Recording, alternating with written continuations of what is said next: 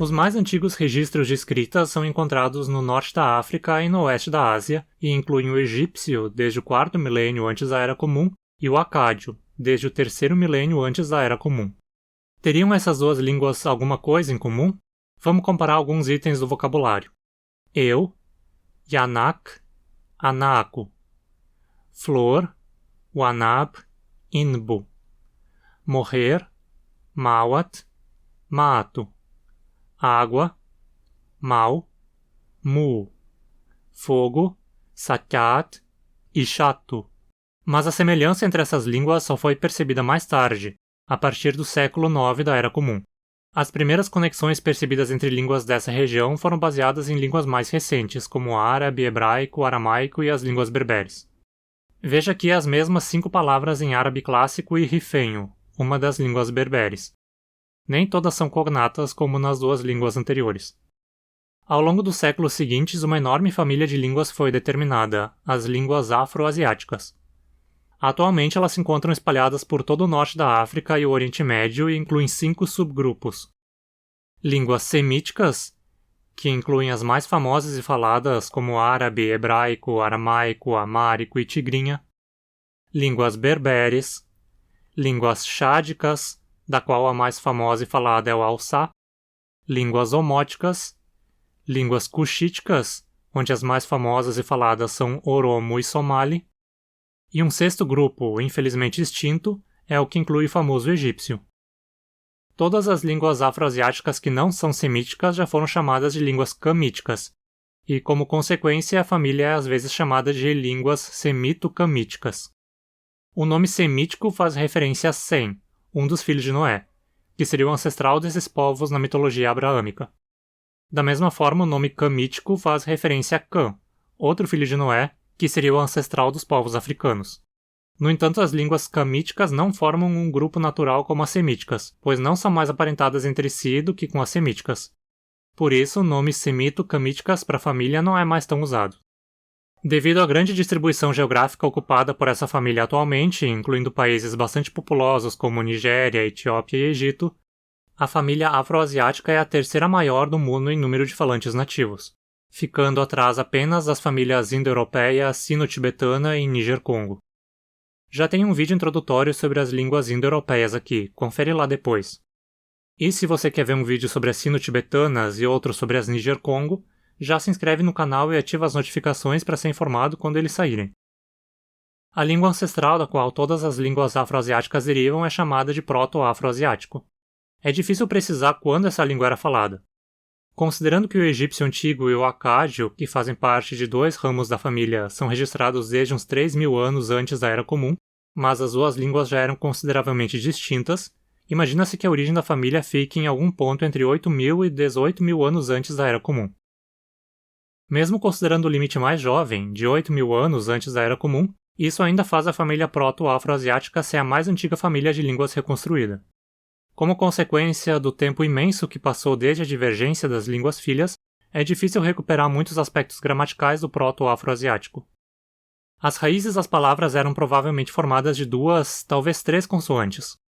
Não existe consenso nesse sentido porque nas línguas semíticas as raízes possuem 3 consoantes, mas nas línguas chádicas, omóticas e cuxíticas são apenas 2. Uma ideia é de que as formas com 2 seriam resultado da perda de uma consoante, mas dentro das línguas semíticas existem várias raízes com significados relacionados que se diferenciam por apenas uma das consoantes, o que dá mais peso à ideia de o proto-afroasiático ter raízes de 2 consoantes. A morfologia do proto-afroasiático já parecia ser não concatenativa. Isso quer dizer que as palavras eram derivadas da raiz por mudanças nas vogais dentro das raízes e não pelo uso de prefixos e sufixos como na morfologia da maior parte das línguas do mundo. Esse é um tipo de morfologia bem bizarro e raro no planeta. Interessantemente, os ramos homótico e chádico perderam esse tipo de morfologia. Os substantivos possuíam provavelmente 3 números, singular, dual e plural. E considerando que todos os ramos afroasiáticos possuem casos gramaticais, o proto-afroasiático provavelmente também os possuía. Mas é difícil definir claramente quais eram eles, porque a variedade é muito grande nas línguas filhas. Provavelmente havia um caso genitivo e uma distinção entre sujeito e objeto de verbos transitivos, que poderia ser por um tipo de alinhamento ergativo-absolutivo ou nominativo-acusativo. Se você quer entender melhor o que esses alinhamentos significam, confere meu vídeo explicando o que é o alinhamento ergativo absolutivo. Os verbos conjugavam em tempo, modo e aspecto de forma não concatenativa, com alterações internas na raiz, mas conjugavam para a pessoa através da combinação de prefixos e sufixos. A fonologia também é difícil de reconstruir com precisão. Provavelmente as consoantes incluíam uma série surda, uma sonora e uma terceira chamada de enfática. Essa série aparece de maneira diferente nas línguas filhas, podendo ser glotalizada, seja de maneira ejetiva ou implosiva, ou faringializada, velarizada ou uvularizada. Havia provavelmente mais de uma consoante lateral, o que poderia incluir um L como aproximante típica e pelo menos uma fricativa lateral, chá. Consoantes faríngeas e glotais em um número relativamente grande é outra coisa provável, já que elas aparecem em vários dos ramos descendentes. As vogais provavelmente eram apenas 3, A, I, U, que podiam ser longas ou curtas. Mas no nosso grau de entendimento atual é difícil reconstruir exatamente a vogal certa em cada palavra do proto-afroasiático, considerando o reflexo delas nas línguas filhas. Devido à antiguidade dessa família linguística e principalmente à falta de consenso sobre como os diferentes subgrupos se relacionam entre si, também não existe consenso sobre qual a região onde o proto-afroasiático era originalmente falado.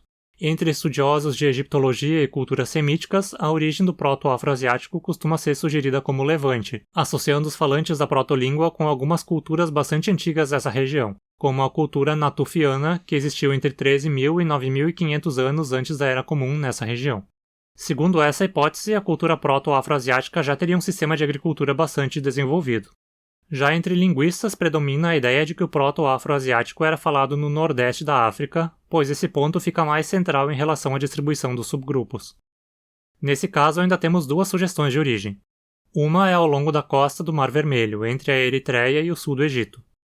Segundo essa hipótese, a cultura proto-afroasiática já teria um sistema complexo de domesticação de animais, mas ainda teria sua dieta vegetal predominantemente baseada em coleta e não agricultura. Já outros sugerem uma origem ainda mais ao sul, na atual Etiópia. Essa hipótese é baseada na ideia de que as línguas cuxíticas, faladas nessa região, formam o ramo mais antigo das línguas afroasiáticas, mas essa ideia também é controversa. Ainda temos muito a investigar sobre essa gigante e antiguíssima família de línguas, e precisamos ser gratos pelo fato de pelo menos 2 dos subgrupos terem registros escritos tão antigos. Caso contrário, talvez nunca tivéssemos podido confirmar que essas línguas todas são relacionadas. Se você gosta do conteúdo desse canal e aprende com ele, considere se tornar um apoiador pelo Apoia-se. Além de ajudar a manter a produção de vídeos, você tem algumas vantagens como forma de agradecimento. Confere pelo link na descrição. Você também pode fazer doações espontâneas via Pix do valor que quiser e puder. Qualquer realzinho é muito importante. E mande junto com a mensagem do Pix sua sugestão de vídeo, pois as sugestões de apoiadores são sempre prioridade. Você também pode ajudar o canal de graça com seu engajamento. Deixe sua curtida, inscreva-se e ative as notificações, compartilhe o vídeo com seus amigos e comente aí embaixo sua opinião ou quaisquer dúvidas ou sugestões. E me segue também lá no Instagram. Obrigado e até mais!